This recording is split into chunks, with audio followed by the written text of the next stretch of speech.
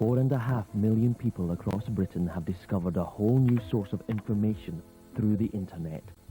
BBC Online brings you news, weather and education. It also gives you extra information on your favourite BBC programmes. The BBC would like to consult you about its online services. To receive a questionnaire, please write to BBC Online Consultation, PO Box 1001, Manchester, M60 3BJ. Eric's Guide to Stress. Pony Mania! So where the hell do I get a pony? A pony shop? Ponies are us? Yeah, that's fine. As I say, he's not red rum, but at the end of the day, you get what you pay for, don't you? Stressed Eric, Monday at 10 on BBC Two.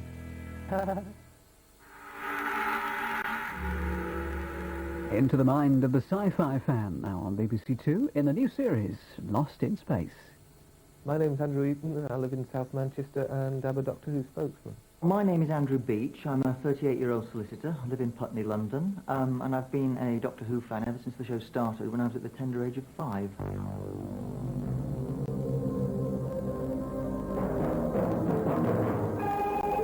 Captain Scarlet.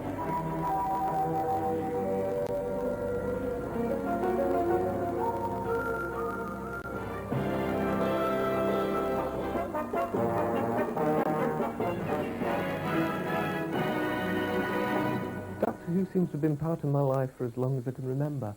I was 2 when it started. I can't remember a time when there wasn't a Doctor Who. It's just always been there, and it's always had an influence on me. It's like someone in the family that you've grown up with. I watched it very much from day one and was one of the obnoxious children who would scream and kick and shout and ruin his family's Saturday afternoons if anything was planned which would prevent me from watching Doctor Who. There are very, very few of the episodes from the first 10 to 15 years that I missed. When I was 6, my 6th birthday, little Andrew there, the relatives said to me, "What do you want to do when you grow up?" I said, "Oh, I want to be a doctor." "You want to make people better?" "No, I want to be a scientist, like the doctor." If there was only one doctor in the whole world. And actually, that's what I eventually did. I went through and got my PhD, so now they have to call me doctor.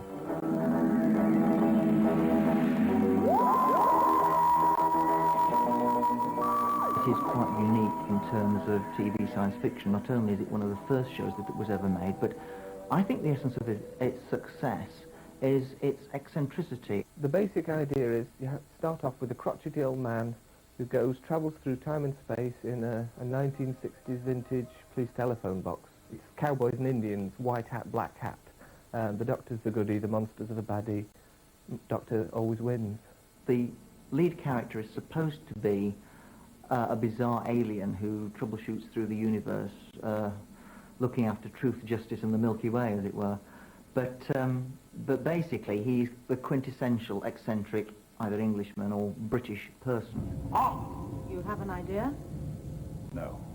Most heroes of the time were, you got Robin Hood, William Tell, muscles and weapons. It's the same now. But the Doctor never did that. He used his brain. Something strange has happened. We're suspended in space. He's not an infallible superhero. He's basically somebody who goes around doing what's right most of the time, usually getting it right, but occasionally failing, as we all tend to do in life. The Doctor always adopts a moral attitude. He's there to correct wrong. Why begin a long and bloody war where thousands will be killed on both sides? We shall destroy man and reclaim the planet. There's nothing I can say to make you reconsider. Nothing. I'm sorry. It's multi-layered. The kids get the rubber monsters, and there's the morality tale for the grown-ups. This multi-layered thing is partly the secret of its success. The fact that whatever age you are, there is something in the programme that can appeal to you. There's not many programmes that you can say that about. It's always had a tremendous capacity to surprise, and it's very often been the internal contradictions that you've found, either in terms of storylines or parts of the show, that have really interested me and kept me hooked to it. Take, for example, the TARDIS.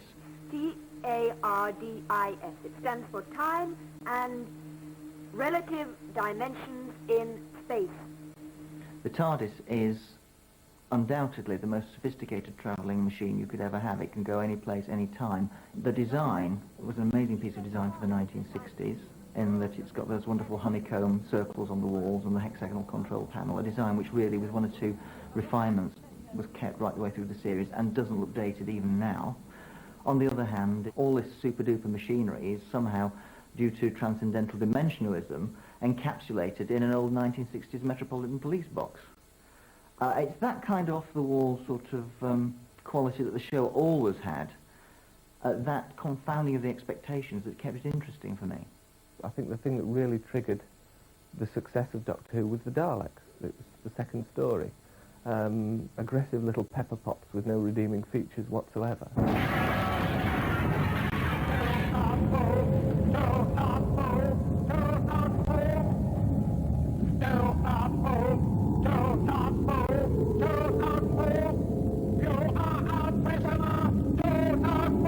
If we're organising a convention, you have to get the Daleks into the hotel.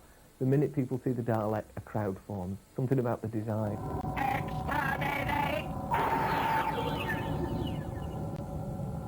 Daleks now got into the Oxford English Dictionary. Terry Nation said it was one of his proudest moments, the fact that one of his fictional creations gets into the OED. It's quite fascinating to see the way the show actually changed over the 26 years of its run, not only in terms of the changes in television production techniques and visual effects and various bits and pieces that go to the nuts and bolts of it, but the way the character himself developed. So far we've had 8 Doctors. First one, the original idea conceived by Sidney Newman, was a crotchety old man, at least 745 years old, and it was played by William Hartnell, who at the time was known for a series of gruff, tough, sergeant-type characters. He wore a long wig, very smart Edwardian clothes, and was fairly irritable. There are 2 things you can do. 1, sit there until you get your breath back, and 2, don't call me Doc. Now, do I make myself clear? Yes, whatever you say, Doc. Talk. Apart from that, young man, I'm quite willing to accept you at your face value. When he changed, that is, regenerated, or at the time it was referred to as renewed, his old body was wearing thin, so he was able to change it for a new one. And the second actor, Pat Troughton, took over. Now then, where shall we go? Oh, let's just get our breath back first before you start tearing off anyway. Anyway, as you know, the TARDIS has a mind of its own. You know you can't control it. Can't control it? No. We'll see about that. He was a brilliant, brilliant actor, and spent an awful lot of his time sort of fooling around and wrong-footing people into thinking he was a complete clown. And then, just as everything would be at its blackest, this razor-sharp mind would suddenly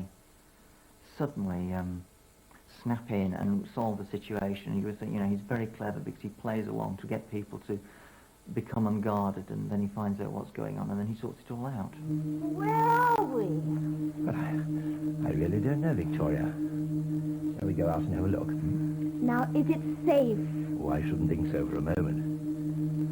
Jamie, I think we're going to need torches. When it went into colour, John Pertwee took over. John, again, a very good actor, but much more the flamboyant showman.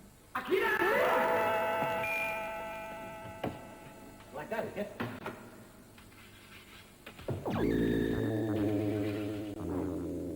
He very much became the central hero figure, and whereas the Doctor never became a superhero as such, nonetheless he became pivotal to the whole thing.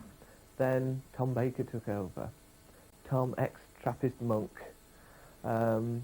very eccentric, larger-than-life character. He's one of those amazing people that whenever they're in the room, even if they're not doing anything, just sitting quietly drinking coffee, everyone's eyes are on them, not just Doctor Who fans. Incredible personalities. Seems to fill the room. You all right? No, I'm frightened. Good, good. Susie there. That's what frightens me. Come on. Oh! What is it? What is it? You jumped on my toe. By this time, further information's come out throughout the course of the programme, and we know that he's actually a Time Lord and he can do this body changing 12 times, all that sort of thing.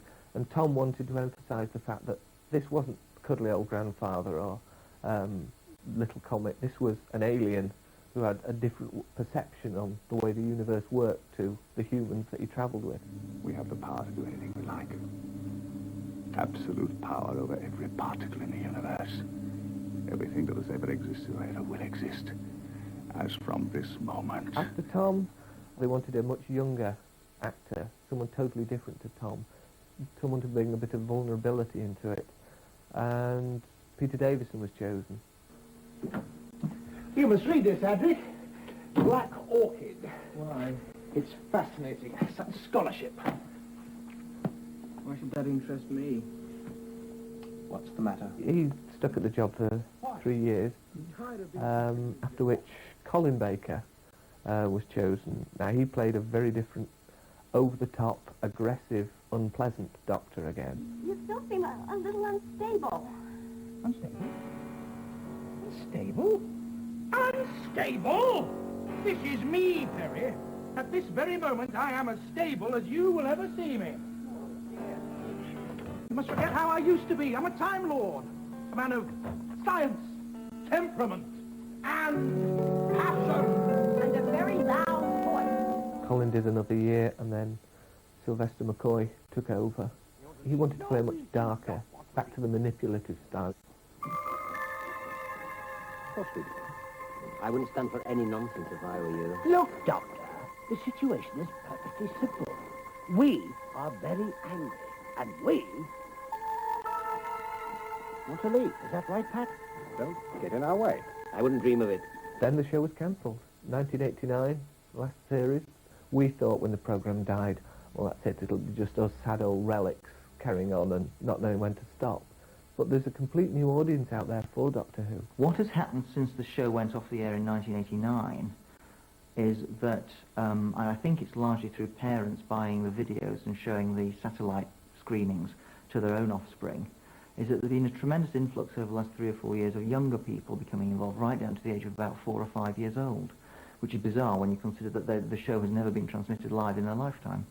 Society's currently got about 2,000 members. It's predominantly British, but we do have a lot of international members.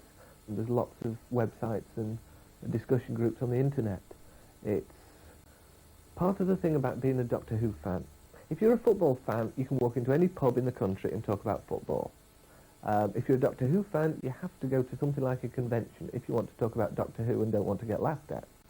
The conventions were a great way to meet people with the same interests. It's as simple as that. They're a social thing. And yet, you get to see your idol. How many football fans actually get to sit and have a drink and a coffee and a chat with their hero? It's something we can do at these conventions, and it's great fun. One of the reasons I have been so interested in the programme over the years is that no matter how many naff ideas and terrible designs might have appeared in it from time to time, every so often there has been something which has really caught the imagination and been very, very clever indeed in the show. It's always seemed to me that there are 1 or 2 things that have appeared in the show that are of sufficient interest that it would actually be quite worthwhile to preserve them. My collection is not necessarily the most extensive in the world, and it doesn't cover the whole range of Doctor Who related ephemera. What I've tried to do is concentrate on preserving original props from the programme if I can. I am the envy of the majority of Doctor Who fans because I've managed to preserve in my own collection one of the original TARDIS police box props, which you can see behind me. I think that probably must be the jewel in the crown of the collection because it's the one artifact which has gone right through the show from day one. The costumes which I've collected have really come from quite a wide variety of sources. I have an original Peter Davison costume, which is one of the ones that the BBC auctioned off in one of its Bonhams auctions when it was clearing the wardrobe department. The Tom Baker costume, which in fact is only the coat and the scarf that are original, basically is very similar to the John Pertwee costume, which again the original part of that is the Inverness cape with the red lining. My most recent acquisition, and probably the last one because there are so few original props now around to be collected, is one of the K9 props. He is fully functional, the lights flash, he moves and his probe works and what have you, and he's always a tremendous draw at garden fetes and conventions and exhibitions. I've spent several £1,000s on each of those particular items, and I've been made some quite amazing offers, particularly by Americans, to actually acquire them subsequently, but as I say, I would never sell them unless my life depended on it. I'll be 37 next week. My mother still thinks I'm going to grow out of it. but I think I'm leaving it a bit late. Don't hold your breath too much more.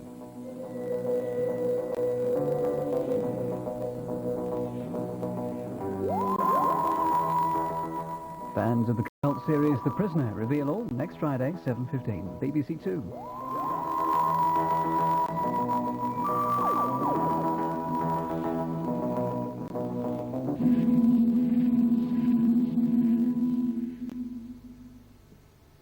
On the eve of the big night, the UK's Eurovision entry from Imani in this week's Top of the Pops on BBC One in a moment.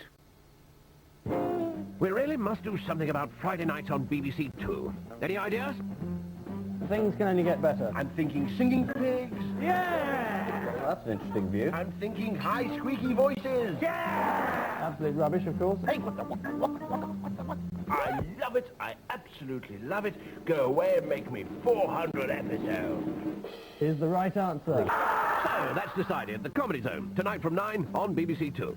Makes absolute sense to me.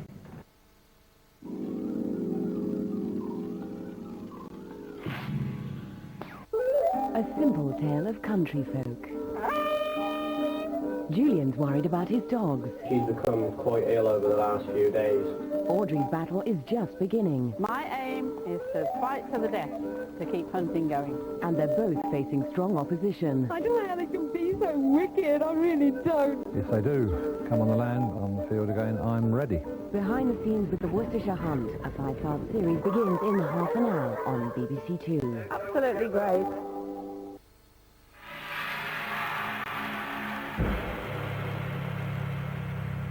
Now, a priceless addition to the BBC Two collection, The Art Show with Francine Stock.